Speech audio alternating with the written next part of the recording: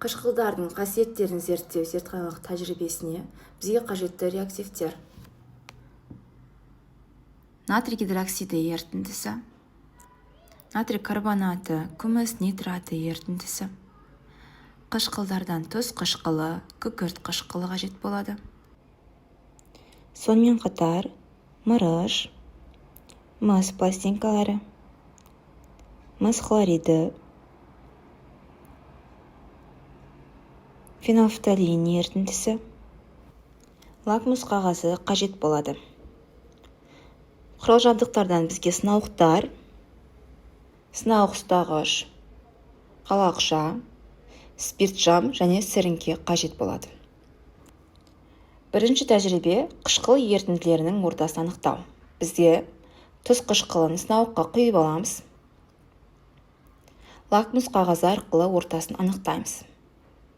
Лакмус қағазының түсі қалай өзгергенін бақылаңыздар және ортасын анықтаңыздар. Тиісті реакция теңдеулерін құрастырыңдар, қорытынды жасаңдар. Екінші тәжірибеге күкірт қышқылының сұйытылған ерітіндісін 2 сынауыққа құйып аламыз. Оның үстінен мырыш бірінші сынауыққа және екінші сынауыққа мыс пластинкаларын құйып, реакция қалай жүргенін бақылаймыз. Екінші тәжірибе бойынша бақылауларыңды жазып, тиісті реакция теңдеулерін құрастырыңдар, қорытынды жасаңдар. Келесі тәжірибе қышқылдардың негіздермен әрекеттесуі. Сынауыққа 2-3 мл натрий гидроксидінің ерітіндісін құямыз. Оған 1-2 тамшы фенолфталин ерітіндісін қосамыз. Енді сынауықтағы ерітінді түссізденгенше үстінен күкірт қышқылы ерітіндісін қосамыз.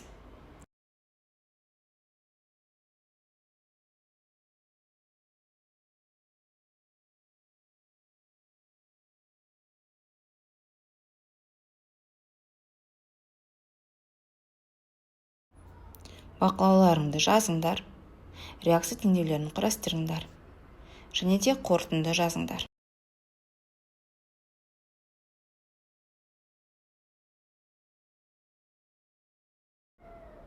Соңғы тәжірибе қышқылдардың тұздармен әрекеттесуі. Сынауыққа натрий карбонатының ерітіндісін құямыз.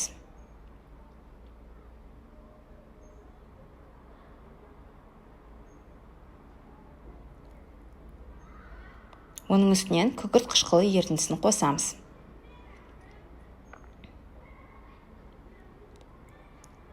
Не байқалды? Бақылаймыз. Екінші сынауыққа тұз қышқылы ерітіндісін құйып алдық. Оның үстінен күміс нитраты ерітіндісін қосамыз. Не байқалды? Жасаған тәжірибелердегі бақылауларыңды жазып, тиісті реакция теңдеулерін құрастырыңдар, қорытынды жасаңдар.